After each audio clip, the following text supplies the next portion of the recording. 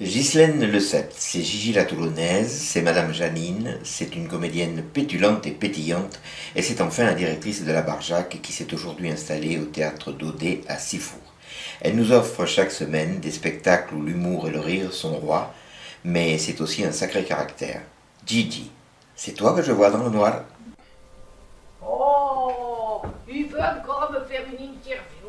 Eh, vas-y que je t'interviewe, vas-y que je t'interviewe. Avec le travail que j'ai, moi. Oh, Jacques, c'est toi que tu vas encore me faire une interview? Oui. Oh, mais tu te rends pas compte. Oh, il faut que je la remplisse, moi, cette salle. J'ai du travail. Et toi, vas-y que je t'interviewe, vas-y que je t'interviewe. Bon, alors, tu veux qu'on la fasse, cette interview? Eh ben oui, je suis bon, là ben pour alors, ça. on va dans la loge, viens. Hein. Allez. Bon, alors maintenant c'est sérieux. Hein. Je ne vais pas reprendre le mien, l'accent. Tu vas garder le tien peut-être. Et d'abord, d'où il te vient cet accent? D'où il me vient, Jacques. Tu sais bien que je fais plein de personnages. Et alors, j'ai longtemps travaillé, et je travaille encore, avec le spectacle que j'ai fait autour de Mado. Moi, c'est Gigi. Mais alors, tu vois, je prenais son accent. Tu vois, c'est l'accent de Nice. Moi, je te le fais tant que tu veux. Mais... Bon Dieu, qu'est-ce que j'ai pu le faire? Puis, comme je te le dis, je te le fais encore. Hein. Ça te plaît? Dis, Jacques, Oui. je fais suffisamment star comme ça. Tu es splendide. Bon, si je suis splendide, ça va, tu peux continuer à filmer. Des fois qu'on voudrait qu'on me file un Oscar, tu vois, si on me le file, on me le file. Hein. C'est Bon, jamais. tu sais pas ce que c'est la carrière, comme ça peut t'arriver du jour au lendemain, tu sais ce chose. Voilà. Dis-moi, en plus de ça, tu es né le 14 juillet, donc jour de fête. Oui, moi je suis née, alors je te reprends ma voix. Oui, moi je suis née un 14 juillet, je suis un feu d'artifice à moi toute seule. Tu pètes. Ah, je pète. À tous les côtés. Je pète de tous les côtés. Et le métier de comédienne, je crois que tu es venue très tôt, je crois que tu as commencé à 13 ans. Voilà, j'ai commencé à 13 ans. Alors j'étais... En fait, si tu veux, j'étais à l'école. Chaque fois qu'il y avait un spectacle d'organiser, je me trouvais sur scène. Et voilà, c'était assez naturel. Et j'ai même des gens qui viennent me voir maintenant, qui me disent « Tu me reconnais? Tu te rappelles à l'école, tu avais fait ça, tu avais fait ça ?» Je ne me rappelle pas de tout, moi. Et puis voilà, oui, je crois que c'est... Je suis née dans la marmite, je suis tombée dans la marmite très vite. Oui. Donc tu n'as jamais cessé, puis tu es auteur, Ouais. tu es animatrice, Ouais. tu es productrice Ouais. maintenant. Tu as tous les postes. Oui. En provençal, on dit « Fata tutti ». Et on t'a même vu sous le soleil. Oui, j'ai fait aussi un peu de cinéma, j'ai joué Sous le soleil. Alors, Gigi, ça continue à être un gros succès. Ouais. C'était pour faire la pyjamado. Non, c'était pas pour faire la pyjamado. En fait, un soir au Café Théâtre, donc, où je programme des spectacles, j'ai fait un sketch de quelques minutes de Mado. Je m'étais habillée comme elle, enfin, je m'étais mis en Mado. Et tout le monde a pensé que c'était Mado la Niçoise qui était sur scène. Et il se trouve que ce soir-là, dans la salle, il y avait plusieurs producteurs. Et à l'entracte, ils m'ont dit « Mais est-ce que tu viendrais pas nous faire des présentations de soirée ?» Alors, j'ai dit « Oui, pourquoi pas ?» Donc on m'a dit « Mais voilà, à telle date, on a un Normanov, est-ce que tu viendrais faire la présentation ?» Donc j'ai commencé par faire 5 minutes, et puis on me disait « Il faudrait que tu en fasses 10, et puis il faudrait que tu en fasses 15, et puis il faudrait que tu en fasses 20. » Et c'est comme ça que j'ai commencé à écrire des textes. Donc je faisais le personnage de Mado, mais j'ai toujours fait avec mes propres textes. Je vais vous le faire, je me lâche.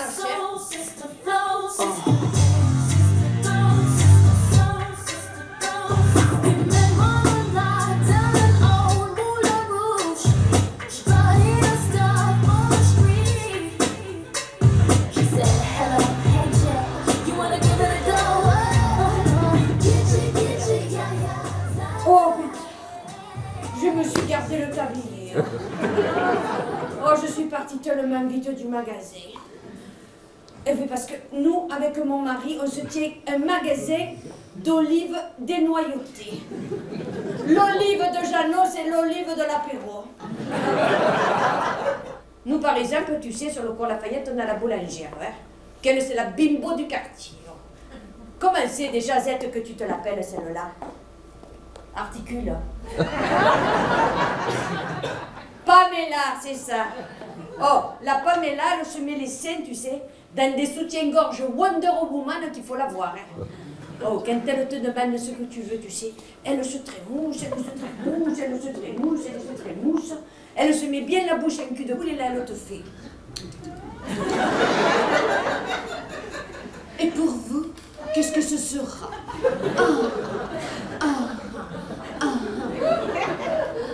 Oh, les hommes, quand ils te sortent de la boulangerie, ils te sont estramboulinés. Hein. Ah, ils sont complètement retournés. Hein. Tant et si bien, tu sais, qu'en général, en sortant, ils s'empèguent la vitre. Alors, on va parler de la Barjac.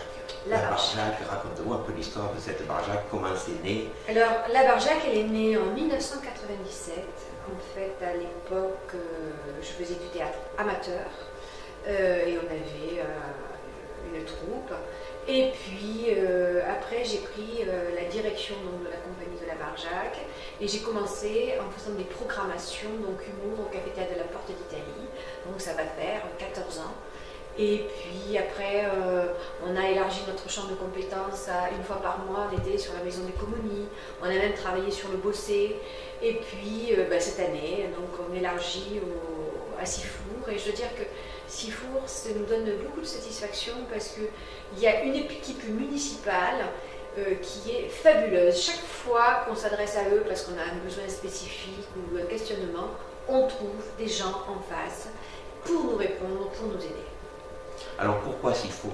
Tu es arrivé comment à Sifour? J'y suis arrivée comment? En fait, on avait déjà fait ponctuellement des dates sur Sifour. Et l'année dernière, le Café de la Porte d'Italie, sur lequel on travaille depuis des années, mais ce n'est pas un café-théâtre qui nous appartient, il appartient à la municipalité. La municipalité nous a donné 30% de dates en moins.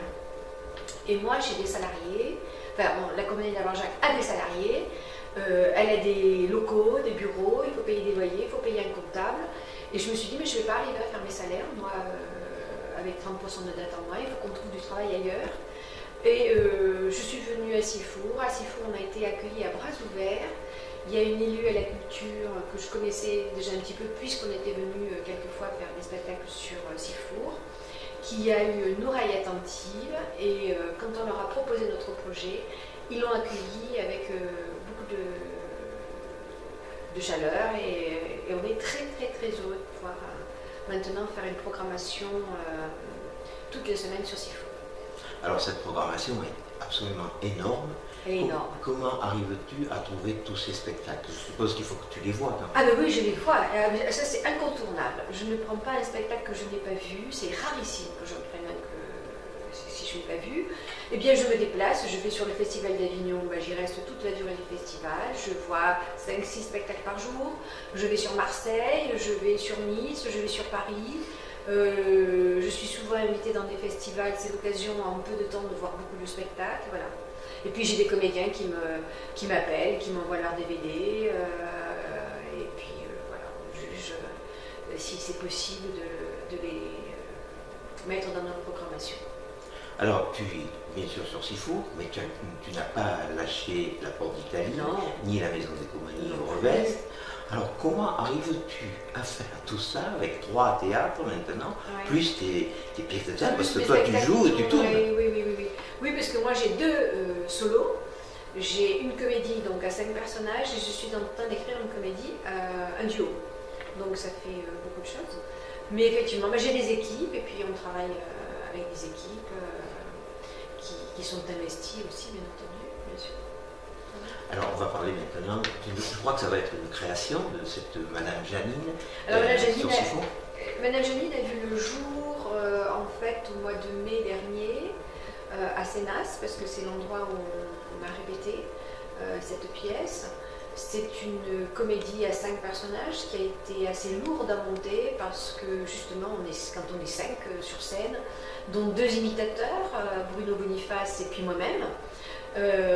C'est un projet qui nous tenait à cœur et on vient donc la jouer à Sifour sur 2 semaines à la fin mars. J'espère que le public va venir nombreux. Alors, c'est toujours un sacré challenge de monter une pièce à 5 personnages parce qu'il est évident qu'on est tous professionnels, que c'est des frais énormes. Il y a 5 personnes sur scène, il y a 3 techniciens, donc ça fait une équipe de 8 à rémunérer. C'est vraiment une usine à gaz, ça. Hein. Mais c'était un projet qui nous tenait à cœur. On est content de pouvoir qu'il soit abouti aujourd'hui, et puis on espère que le public va venir nombreux. Alors, il n'est pas destiné aux petites salles parce que les décors sont immenses. Je ne sais pas si sur Sifour on pourra tout placer en décor parce qu'on a des décors qui sont conséquents. Mais on va inviter beaucoup de professionnels pour qu'on puisse être programmé ensuite un peu de partout. On a déjà des dates de programmation. Hein. Le 13 mars, on est à Fayence. Ensuite, on va jouer à Sorgues. Du côté d'Aix aussi, voilà. Puis il y a des programmateurs du Nord qui nous ont mis des options aussi sur cette pièce. Voilà. Alors parle-nous un peu de Madame Janine. C'est une pièce de qui d'abord et qui parle de quoi? Alors, Madame Janine, c'est une pièce qui a été écrite par Patrick Ruggiero. Alors Madame Janine, elle a monté un cabaret au fin fond de la Corrèze et il y a son fils qui anime ce cabaret en faisant Dalida. Mais ça ne marche pas, ce cabaret ne marche absolument pas.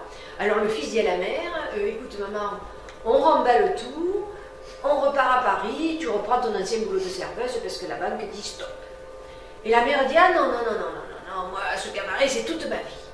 Sur ce, il y a Madonna Niçoise qui elle aussi était venue se mettre au vert au fin fond de la Corrèze qui leur dit, oh, vous n'allez pas me laisser seule dans ce bête de perdu, oh, montez-vous un peu quelque chose qui marche mieux, oh, montez-vous un peu une maison de retraite, les vieux ça marche. Et elle le dit, les vieux, mais il n'en est pas question, on ne veut pas nous des vieux. Sur ce, ils apprennent que le maire du village, qui est un peu homo, enfin un peu beaucoup, qui est un peu couillon aussi, va recevoir une subvention pour rénover le clocher de l'église. Alors toutes les deux, elles se disent, il faudrait qu'on arrive à lui détourner cette subvention pour faire autre chose de ce cabaret. C'est ce que le vont réussir à faire. Sauf que le maire, il a une exigence, c'est que se monte une boîte d'échangistes, mais échangistes pour VIP. Et c'est là que Bruno Boniface interviendra, puisqu'il va y avoir DSK dans cette boîte d'échangistes. Il y aura Strauss-Kahn, il y aura Sarkozy, il y aura Hollande, il y aura Nana Mouskouri qui a cru que c'était le paradis de l'amour, et sauf qu'elle va sortir avec les jambes au-dessus de la tête. Il y aura Mireille Mathieu qui, elle, est venue se faire défoncer. C'est à hurler de rire. Voilà. C'est Madame Janine, donc la comédie à ne pas louper.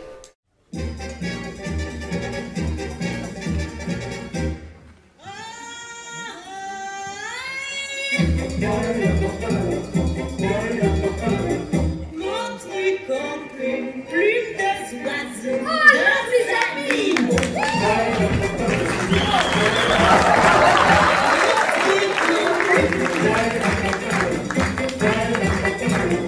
C'est très malin, rien dans les mains, tout dans le bout. Ouh, mais dites, on dirait qu'il y a comme une bonne ambiance, si je me trompe. Oh, c'est que les affaires ne marchent pas, Madou. On va devoir mettre les clés sous la porte. Eh bien, il faut que tu montes quelque chose qui marche mieux, et Janine, voilà.